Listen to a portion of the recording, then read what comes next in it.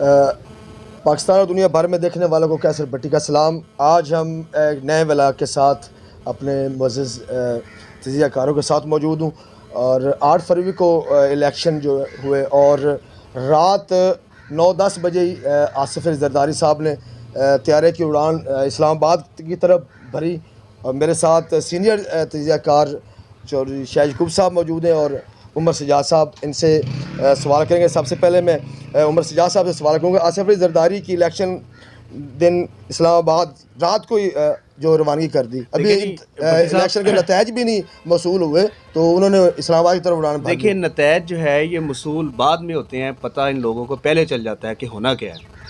उन्होंने समरी के मुताबिक जो करवाना था वो तो हो गया था।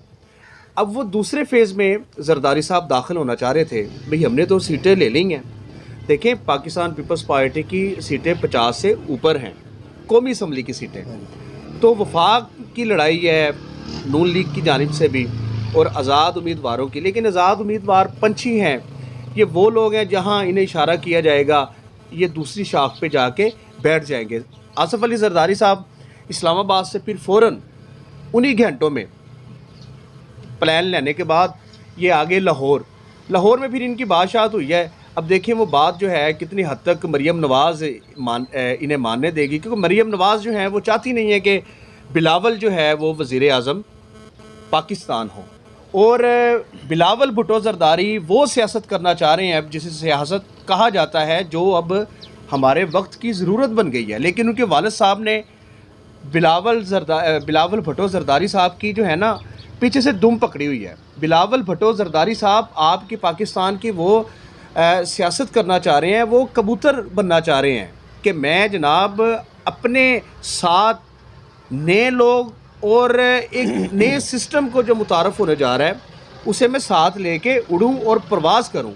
उनकी जो दुम है उस कबूतर की वो ज़रदारी साहब ने पकड़ी हुई है। बहुत शुक्रिया शाह साहब, आपने हमारे व्लॉग में पार्टिसिपेट किया।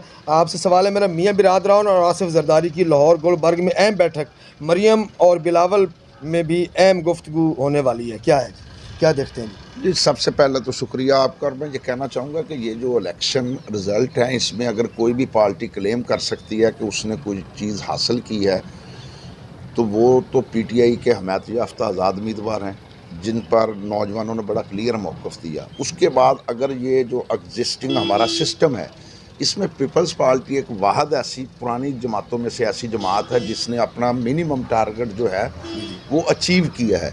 अब बात करें नून लीग की, नून लीग के लिए तो जनाब हम ये इलेक्शन एक डरावना ख्वाब बन गया। रात 11 बजे तक के जो हालात थे और उसके बाद जो कुछ हुआ, 5 घंटे की ब्रेक जो है और उसके बाद के जो रिज़ल्ट है जिससे नून लीग को ऑक्सीजन देने की कोशिश की गई और जो मसनूई मैंडेट के ज़रिए अब दोबारा उन्हें मुसल्लत करने की कोशिश की जा रही है, तो नून लीग को अब होश के नाखन लेने चाहिए।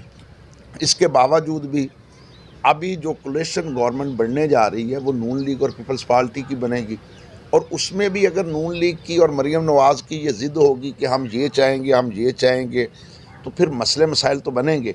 आसिफ ज़रदारी इस फील्ड के पुराने माहर हैं और जैसा उमर सजाद ने कहा है कि बिलावल भुट्टो मुस्तकबिल के बारे में सोचते हैं और उन्हें पता है कि जो अवाम की इस वक्त जो सूरत हाल है, अवाम इन पुराने चेहरों से तंग आ चुके हैं, अवाम कोई नई चीज़ देखना चाहते हैं।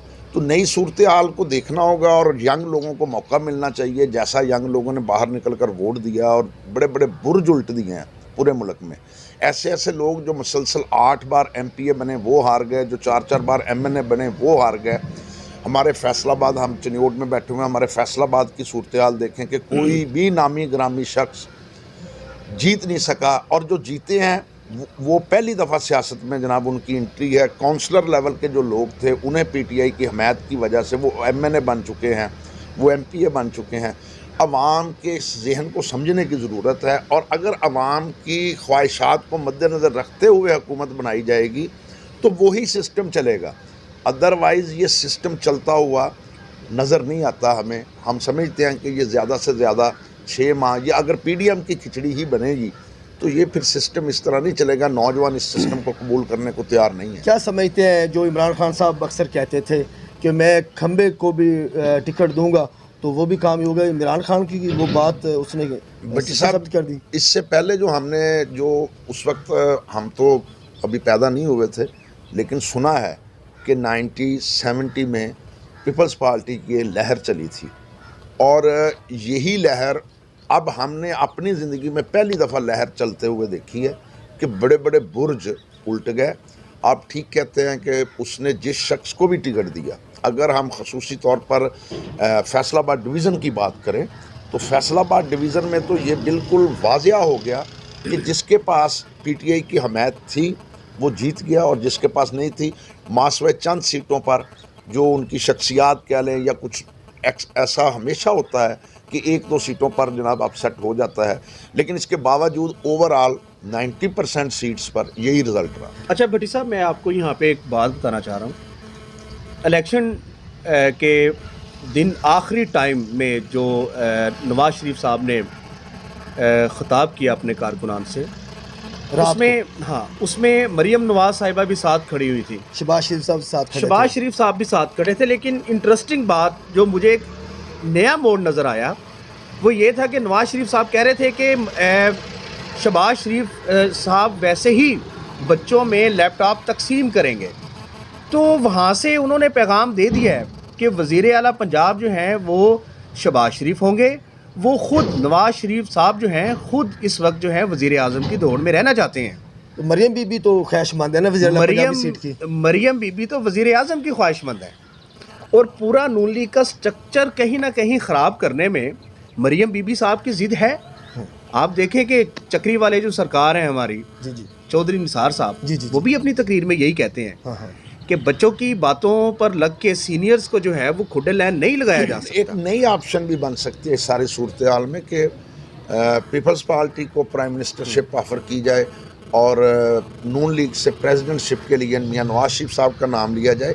अब उमर भाई, असल में बात यह है कि आपने मुस्तकबिल, आप जब हाल में सियासत कर रहे होते हैं तो आपने मुस्तकबिल को भी देखना होता है। पीपल्स पार्टी ने फ्यूचर की अगर पॉलिटिक्स करनी है, अगर वो वज़ीर आला शिप भी नून लीग को दे दें, प्राइम मिनिस्टरशिप भी नून लीग को दे दें, इट मीन्स कि उन्होंने दोबारा पंजाब में अपने आप को बैक फुट पर ले गए हैं।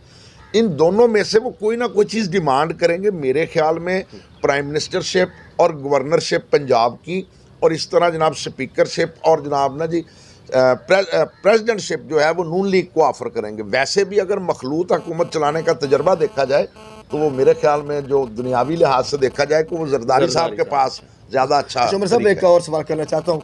ये 16 माह, पिछले जो 16 माह में इनकी कोलिशन गवर्नमेंट बनी थी, पीडीएम के नाम से इनका इत्तेहाद बना और ये हुकूमत मर्द वजूद में आई, तो उस वक्त भी आवाम को जो बहुत मसाइल पैदा हुए, महंगाई थी, पेट्रोल की कीमतें बढ़ाई गई, बिजली के रेट बढ़ाए गए, बड़ी मुश्किल से लोगों का गुजारा हुआ।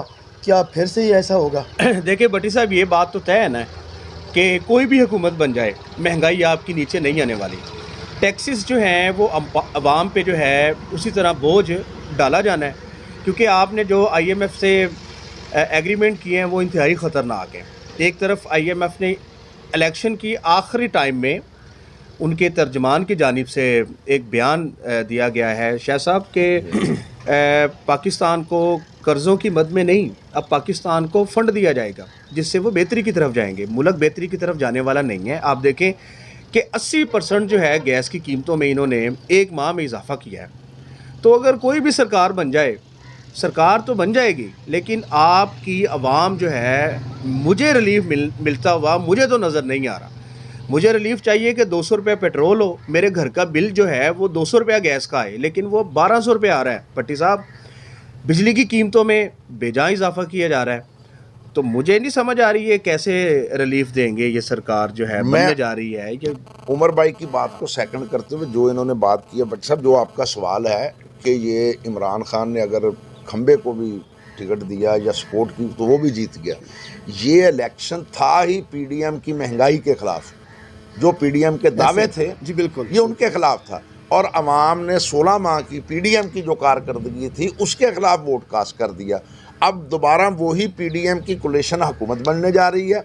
आप इनसे तवक्का ना करें कि ये कोई रिलीफ देंगे, ये बल्कि उल्टा मुझे तो 1 साल कम अज़ कम महंगाई की लहर नज़र आ रही है, उसके बाद कुछ पॉसिबिलिटी हो सकती है, लेकिन अगले 1 साल में मुझे किसी भी हवाले से आवाम को रिलीफ मिलता हुआ नहीं, नजर नवाज नहीं आ शरीफ रहा। साहब ने कहा जी कम से कम 10 साल लगने हैं मुल्क स्टेबल होने में। अच्छा, मुझे आखिरी पता है ना, तभी लिहाज से 10 साल ही हैं नून लीग के अच्छा, पास। आखिरी सवाल जी, सियासी जमातों के लोग, पीपल्स पार्टी, नून लीग, तो आज़ाद उम्मीदवारों ने बड़े बड़े बुर्ज उल्टा दिए।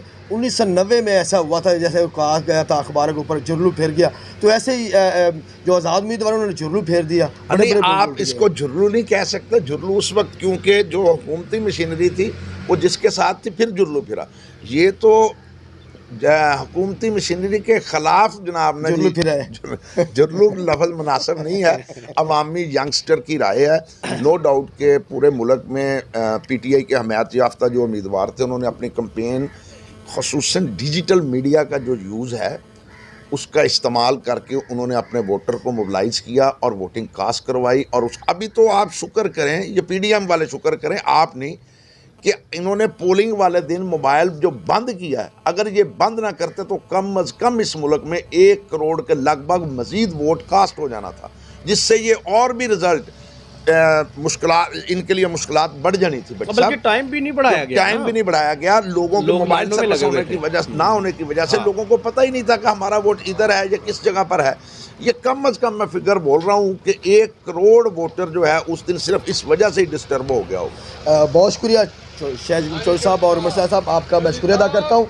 और नेक्स्ट व्लॉग तक हमें दें इजाज़त। अस्सलाम वालेकुम।